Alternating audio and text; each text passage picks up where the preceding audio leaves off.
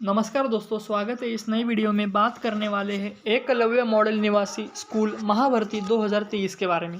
ये जो एक गवर्नमेंट मान्यता जो एक बड़ी स्कूल है, उन्होंने जो बड़ी वैकेंसी के लिए यानी कि 4026 पदों के लिए उन्होंने एक बड़ी वैकेंसी निकाली है। तो देखो फ्रेंड्स, इस वैकेंसी में डेट क्या रखी गई है, एजुकेशन क्वालिफिकेशन क्या है, एज क्राइटेरिया क्या है, फीस कितनी है, ये सारी चीज़ें हम एक डिटेल नोटिफिकेशन के हिसाब से हम देखने वाले हैं। देखो friends, Eklavya model residential school has been publish the requirement notification and invites application for 4026 पदों के लिए principal, PGT accountant, junior secretary assistant and lab attendant. ये ऐसी अलग अलग स्टेट वाइज पोस्ट के लिए उन्होंने एक वैकेंसी निकाली है। Eligible and interested applicant may come to interview will be held on 31 July तक। उन्होंने एक इंटरव्यू तक बुलाया है, यानी कि 31 जुलाई तक हम फॉर्म को फिलअप कर सकते हैं। वहाँ पर एजुकेशन क्वालिफिकेशन, एज लिमिट और ऐसी कई चीज़ें उन्होंने दी नहीं है। तो देखो फ्रेंड्स, हम एक नोटिफिकेशन एक डाउनलोड कर लेते हैं। ये नोटिफिकेशन में जो भी डिटेल दी है मैं आपके साथ शेयर करने वाला हूँ।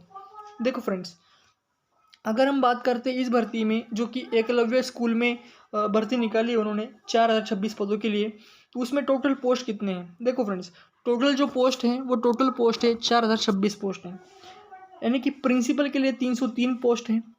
अगर ग्रेजुएट प्रिंसिपल है यानी कि पदव्युत्तर शिक्षक है तो 2266 पदों के लिए उन्होंने वैकेंसी निकाली है। लेखपाल के लिए 361 हैं। जूनियर असिस्टेंट सहायक के लिए 759 पद है और लैब अटेंडेंट के लिए 373 पद के लिए उन्होंने भर्ती निकाली है। अगर हम इसकी एजुकेशन क्वालिफिकेशन के बारे में बात करते हैं तो देखो, एक नंबर पे प्राचार्य है यानी कि प्रिंसिपल है, तो उसके लिए पदवी क्या मांगी गई है, उसके लिए मांगा गया है कि एक मास्टर पदवी और बीडी होना चाहिए, बीएड, और उसे 12 साल का एक्सपीरियंस होना चाहिए और कम से कम उन्हें चार साल पीजीटी यानी कि पोस्ट ग्रेजुएट टीचर होना चाहिए। ये एक यानी कि प्रिंसिपल के लिए उन्हें क्वालिफिकेशन मांगा है। अगर हम बात करते हैं पदव्युत्तर शिक्षक के लिए क्या क्वालिफिकेशन है, तो पदव्युत्तर पदवी चाहिए, बीएड किया चाहिए यानी कि जिसे हम बीएड कहते हैं, या फिर एमएससी कंप्यूटर साइंस में होना चाहिए, या फिर एमटेक होना चाहिए आईटी के। अगर हमें लेखपाल के लिए आवेदन करना है तो उसके लिए क्वालिफिकेशन क्या होनी चाहिए, उसे ग्रेजुएट होना चाहिए कॉमर्स यानी कि बीकॉम वगैरह होना चाहिए।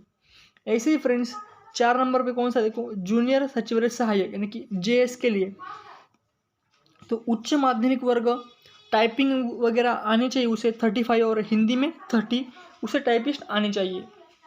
अगर हम बात करते हैं लैब अटेंडेंट के लिए क्या क्वालिफिकेशन होनी चाहिए, तो उसे 10वीं पास किया होना चाहिए या फिर डिप्लोमा डिग्री या फिर 12वीं पास भी होगा, तभी भी हम लैब अटेंडेंट के लिए आवेदन कर सकते हैं।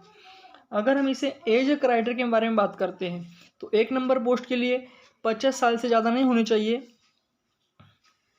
और जो ईएमआरएस कर्म जो वहाँ पर डेली काम करते हैं वो 55 साल तक चल सकते हैं। 2 नंबर पोस्ट के लिए 40 साल से ज़्यादा नहीं होनी चाहिए। 3 नंबर की पोस्ट के लिए 40 साल ज़्यादा नहीं होनी चाहिए। 4 नंबर पोस्ट के लिए 30 साल से ज़्यादा नहीं होनी चाहिए, और जो 5 नंबर पोस्ट है 30 साल से जो ज़्यादा हो गए उसे नहीं लिया जाएगा, और जो ईएमआरएस के जो कैंडिडेट है वो 55 साल तक है तभी भी उनको लिया जा सकता है। ये हो गया।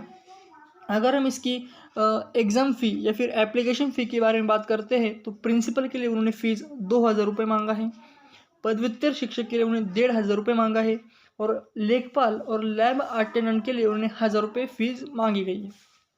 अगर आप SC ST या फिर PWD के कैंडिडेट हैं तो वहाँ पर फीस वगैरह आपको छूट दी गई है, पूरी छूट दी गई है। देखो फ्रेंड्स, यहाँ पर जो हम नहीं क्या बोलते हैं उसे, एक PDF होती है, तो उन्होंने एक PDF दी है कि वहाँ पर नोटिफिकेशन क्या है, क्या दिया है, तो हमने देख लिया। अगर आपको एक PDF चाहिए तो मैं आपको ये लिंक डिस्क्रिप्शन बॉक्स में या फिर कमेंट बॉक्स में दे दूँगा। देखो फ्रेंड्स, ये PDF हम डाउनलोड कर लेते हैं पहले। देखो फ्रेंड्स, ये PDF हमने डाउनलोड कर ली है।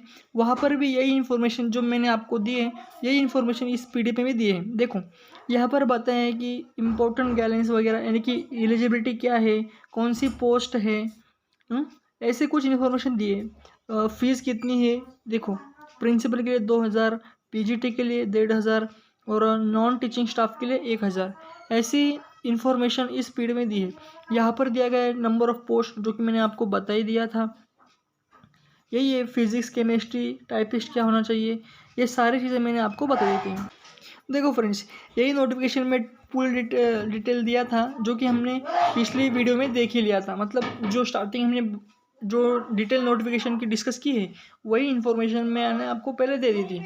तो चलिए फ्रेंड्स, अगर आपको कैसे फॉर्म फिलअप करना एक नई वीडियो चाहिए, तो मैं आपको एक नई वीडियो के साथ स्टेप बाय स्टेप कैसे फॉर्म को फिलअप करना है एक नई वीडियो में बता दूंगा।